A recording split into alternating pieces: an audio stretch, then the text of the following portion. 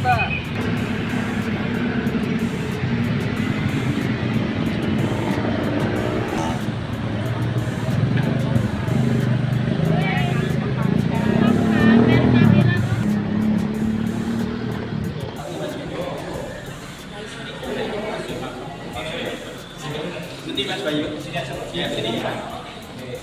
Oke, ya. Saya sengaja datang kemari dalam kapasitas saya sebagai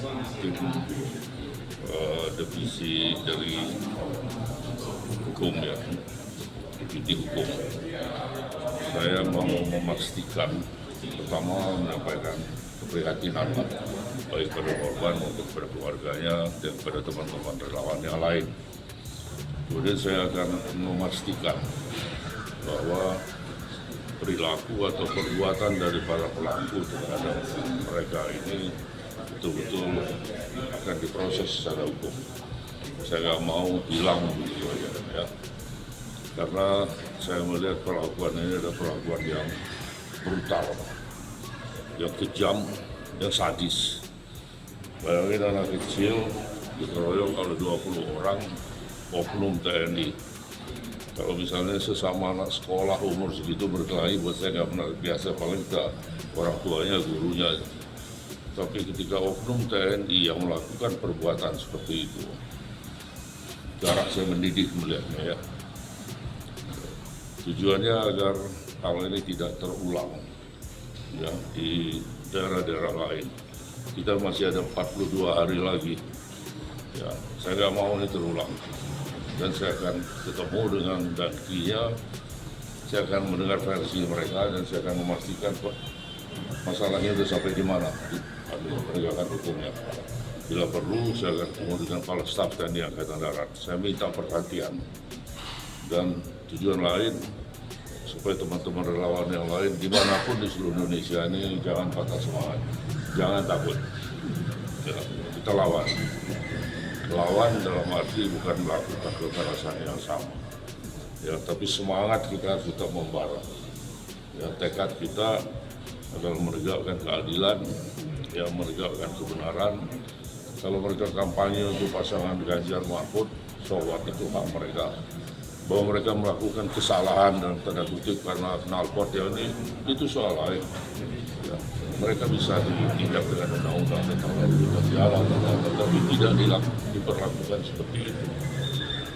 Saya akan mengatakan anak-anak ini benar ketika mereka konvoy itu ya. Mungkin mereka salah, ya, tapi kan ada aturannya, ada undang-undang tentang lalu lintas jalan dan sebagainya. Ya. Tidak berarti harus diseret. Saya tanya tadi, ada yang kakinya luka, saya bilang kenapa? Diseret Pak. Bayangkan diseret sampai lecet-lecet seperti itu. Jadi binatang aja mungkin kita nggak tega ketika dia sudah seperti itu diseret. Nah ini manusia loh. Sudah ada satu gigi yang patah dan saya sudah lihat fotonya itu. Ya, poinnya saya akan mengawal terus kasus ini. Saya akan memastikan bahwa diproses secara hukum. Apapun juga resikonya buat saya gitu ya. Oke. Ini apakah bisa dibilang juga bentuk intimidasi pada sukarelawan pendukung Ganjar Mahfud? Bisa melakukan apa? Bisa disebut intimidasi juga kepada sukarelawan Ganjar Mahfud dalam proses pemilu. Mungkin mereka akan melakukan intimidasi, tapi jangan takut. Jangan takut. Oh, mereka tidak sendiri kok. Ya, relawan Ganjar ini jutaan orang kok. Ya. Salah satu di antaranya saya dan banyak semua peduli. Saya ini nggak ada yang merintahkan saya, nggak ada yang membiayai saya, nggak ada yang. Ya, begitu dari malam saya pesan tiket, saya cari tiket, saya langsung berangkat. Saya komunikasi sama Mas Ganjar, saya bilang saya akan ke Boyolali, kemudian siapa teman yang bisa saya kontak di sana, beliau kasih nomor telepon. Ya, bahkan beliau sendiri nggak bilang bahwa saya sekarang ada di Boyolali. Ternyata setelah saya ini baru saya tahu bahwa beliau dari sini sudah lanjut untuk melakukan kegiatan sosialisasi program ke daerah yang lain. Jadi banyak kita yang bergerak sendiri. Mungkin kalau saya ajak dari divisi hukum untuk berangkat, mungkin berangkat semua, tapi kan nggak efektif seperti itu. Ya cukup saya yang berangkat. Tapi kalau terjadi di daerah lain juga kita akan lakukan hal yang sama. Ya, jangan sampai rakyat ini marah Ya sampai rakyat ini melakukan hal yang serupa, nggak kebendung sama aparat itu. Saya ingatkan itu, nggak akan kebendung kalau rakyatnya sudah marah. Ya. Oke. Gitu. Kalau konstruksi hukum sendiri, pasal apa yang bisa dikenakan untuk untuk pasal apa yang bisa dikenakan ke pelaku? Kira-kira 170 KUHP kena, ya. Dengan tenaga bersama melakukan kekerasan terhadap orang atau barang. Jangankan orang, barang aja.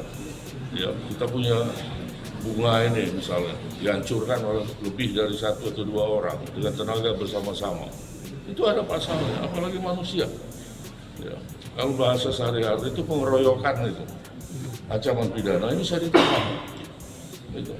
Dan harus ada sanksi, jangan cuma ditahan, proses begini, kemudian nanti dilepas.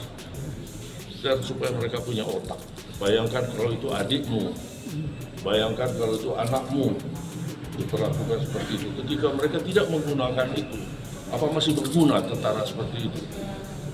Kalau kalian perang dia, silahkan. Ini bangsamu sendiri kok, saudaramu sendiri kok. Tidak rasa mendidih bila seperti itu. Berarti harapannya di proses hukum pidana umum bukan militer. Gimana? Harapannya dari TPN di proses pidana umum atau Ya, hukum militer. itu yang penting saya akan mengawal bahwa ini untuk diproses. Tapi kalau ternyata nggak berjalan, itu langkah saya berikutnya. Ya. Oke. Ya.